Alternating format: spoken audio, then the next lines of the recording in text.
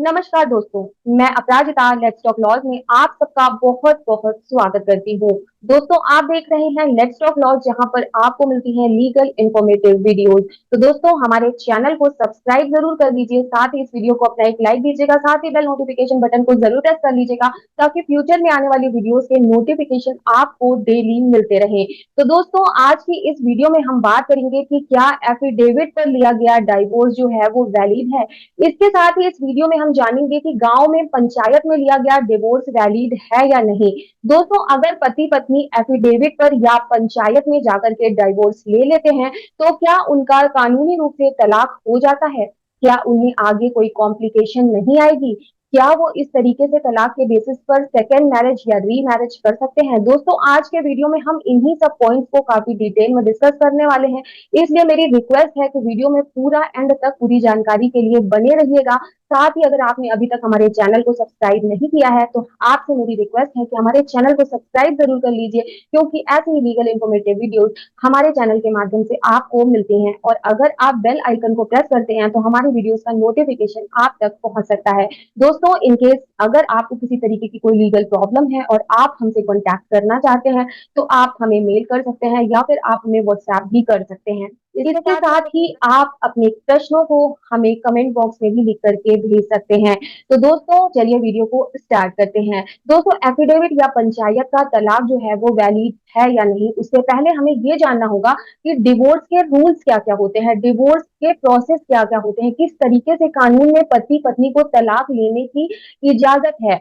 दोस्तों, प्रोसेस जो है उसके अकॉर्डिंग अगर हम डाइवोर्स लेने की बात करें तो शादी के बाद में पति पत्नी के अगर वैवाहिक संबंध यानी कि मैट्रिमोनियल रिलेशन जो है वो अगर ठीक नहीं चल रहे हैं, अगर हस्बैंड वाइफ में किसी प्रकार का कोई मनमुटाव है, किसी प्रकार का लड़ाई झगड़ा है, या फिर पति पत्नी एक दूसरे के साथ नहीं रहना चाहते हैं, पति पत्नी एक दूसरे से तलाक लेना चाहते हैं, तो उनके पास डाइवोर्स लेने के दो ऑप्शन है, दो तरीके हस्बैंड वाइफ के पास में है जिसके थ्रू वो डाइवोर्स ले सकते हैं। पहला तरीका ये है कि जहां पर दोनों हस्बैंड वाइफ तलाक लेना चाहते हैं तो ऐसी स्थिति में हस्बैंड वाइफ म्यूचुअल डाइवोर्स यानी कि आपसी सहमति से हस्बैंड वाइफ डाइवोर्स ले सकते हैं। इसके लिए उन्हें हिंदू मैरिज एक्ट के सेक्शन 31B के अकॉर्डिंग एक जॉइंट पेटिशन फाइल करनी होती है। पेटिशन फाइल करने से पहले हस्बैंड वाइफ को म्यूचुअल डाइवोर्स की टर्म्स एंड कंडीशंस को सेटल करना होता है। इन टर्म्स एंड कंडीशन में पत्नी का मेंटेनेंस, बच्चों का मेंटेनेंस, एलिमनी, बच्चों की कस्टडी, बच्चों के विजिटेशन राइट्स, पत्नी का स्त्री धन, दहेज का सामान, इस तरीके की सारी बातें टर्म्स एंड कंडीशंस में हस्बैंड वाइफ आपस में बैठ करके डिसाइड कर लेते हैं और उन टर्म्स एंड कंडीशंस के बेसिस पर हस्बैंड वाइफ कोर्ट में सेक्शन 13B के तहत म्यूचुअल डाइवोर्स का केस फाइल करते हैं। कोर्ट पति पत्नी की स्टेटमेंट को रिकॉर्ड करता है, उन्हें 6 महीने का टाइम पीरियड देता है कि अगर वो अपने डिसीजन को बदलना चाहें, अपने डिसीजन पर वो दोबारा से 6 महीने के बीच में विचार कर लें कि उन्हें तलाक लेना है या उन्हें तलाक नहीं लेना है। 6 महीने के बाद अगर हस्बैंड वाइफ फिर भी एक दूसरे से तलाक लेना चाहते हैं तो उनकी फिर से कोर्ट के सामने स्टेटमेंट होती है और इस स्टेटमेंट के बाद हस्बैंड वाइफ को म्यूचुअल डाइवोर्स ग्रांट कर दिया जाता है। दोस्तों, अब बात करते हैं दूसरे तरीके के बारे में। दूसरा तरीका जहां पर एक पार्टी तलाक लेना चाहती है लेकिन दूसरी जो पार्टी है वो तलाक नहीं देना चाहती है। फॉर एग्जाम्पल, पति तलाक देना चाहता है लेकिन वाइफ जो है वो तलाक नहीं देना चाहती। दोस्तों, ऐसी सिचुएशन में अगर पति तलाक लेना चाहते हैं तो उन्हें पत्नी के खिलाफ कंटेस्टेड डाइवोर्स का केस फाइल करना होगा, जो कि हिंदू मैरिज एक्ट के सेक्शन 13 में फाइल किया जाता है। दोस्तों, क्योंकि ये डाइवोर्स कंटेस्टेड डाइवोर्स है, दूसरी पार्टी तलाक नहीं लेना चाहती है, तो ऐसे में जो भी पार्टी तलाक का केस फाइल करेगी तो उसे कोर्ट को ये बताना होगा कि वो किन ग्राउंड्स के आधार पर दूसरी पार्टी से तलाक चाहता है या दूसरी पार्टी से वो किन ग्राउंड्स के बेसिस पर तलाक लेना चाहता है। हिंदू मैरिज एक्ट के सेक्शन 13 में ग्राउंड को डिटेल से बताया गया है कि किस किस ग्राउंड के आधार पर डिवोर्स लिया जा सकता है। इसमें अगर हम मेनली बात करें तो मेनली जो ग्राउंड लिए जाते हैं वो होते हैं क्रुएलिटी, यानी कि पत्नी के द्वारा पति के ऊपर में अगर क्रुएलिटी की गई है। डिजर्शन का ग्राउंड भी बहुत ही ज्यादा इंपॉर्टेंट है, जिसके बेसिस पर डाइवोर्स फाइल किया जाता है, जहां पत्नी पति को छोड़ करके अपने मायके चली जाती है। इसके अलावा एडल्ट्री का ग्राउंड, जहां पर पति का आरोप होता है कि उसकी पत्नी के शादी के बाहर किसी के साथ में संबंध है। तो इस तरीके से सेक्शन 13 में डाइवोर्स के ग्राउंड्स दिए गए हैं। जो भी पार्टी डाइवोर्स का केस फाइल करना चाहती है तो वो एक ग्राउंड या एक से ज्यादा ग्राउंड भी अपने केस में मेंशन करके डाइवोर्स का केस फाइल कर सकते हैं। अगर पति के लगाए गए आरोपों को कोर्ट में पति साबित कर देता है तो कोर्ट पति को कंटेस्टेड डाइवोर्स में डाइवोर्स ग्रांट कर देगी। लेकिन अगर पति अपने लगाए गए आरोपों को साबित नहीं कर पाता है, यानी कि वो आरोप तो लगा देता है लेकिन आरोपों को प्रूफ नहीं कर पाता, पति के पास प्रॉपर एविडेंस नहीं होते हैं, तो ऐसे में कोर्ट पति की डाइवोर्स पेटिशन को डिसमिस भी कर सकती है।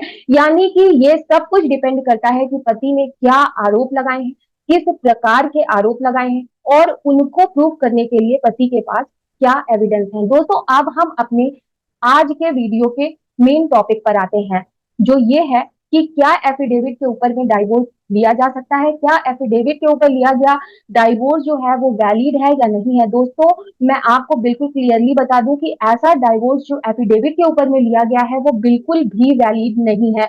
अगर हस्बैंड वाइफ एफिडेविट के बेसिस पर डाइवोर्स लेते हैं तो ये माना जाएगा कि उनका किसी भी प्रकार का कभी डाइवोर्स हुआ ही नहीं है।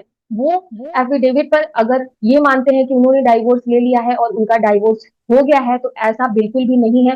वो साइन अगर एफिडेविट पर कर भी देते हैं तो ऐसी स्थिति में भी वो लीगल तौर पे शादीशुदा ही माने जाएंगे।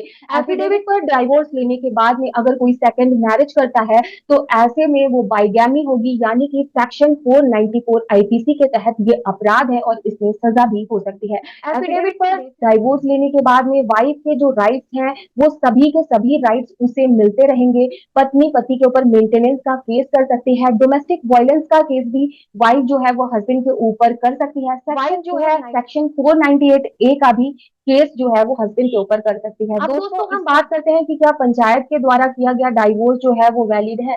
दोस्तों पंचायत के द्वारा किया गया डाइवोर्स भी बिल्कुल इलीगल है, नल एंड वॉइड है। बेशक पंचायती डाइवोर्स में पंच होंगे, सरपंच होंगे, गांव के सदस्य होंगे और उनकी सहमति से ही पंचायती डाइवोर्स हुआ होगा, लेकिन वो पंचायती डाइवोर्स कानून की नजर में अगर हम देखें तो कानून की नजर में ऐसा डाइवोर्स जो है वो शून्य है, इसकी कोई भी वैल्यू नहीं है, ये बिल्कुल इनवैलिड है। दोस्तों आपको एक रूल हमेशा याद रखना है कि डाइवोर्स जो है वो केवल और केवल कोर्ट की डिक्री से ही हो सकता है, इसके अलावा डाइवोर्स लेने का कोई भी दूसरा तरीका नहीं है। तो आप हमेशा याद रखिए कि एफिडेविट से लिया गया डाइवोर्स या फिर पंचायत में लिए गए डाइवोर्स की कोई भी मान्यता नहीं है, ये किसी भी तरीके से वैलिड नहीं है। अगर हम कानून की नजर में देखें तो कानून की नजर में इसकी वैल्यू शून्य है।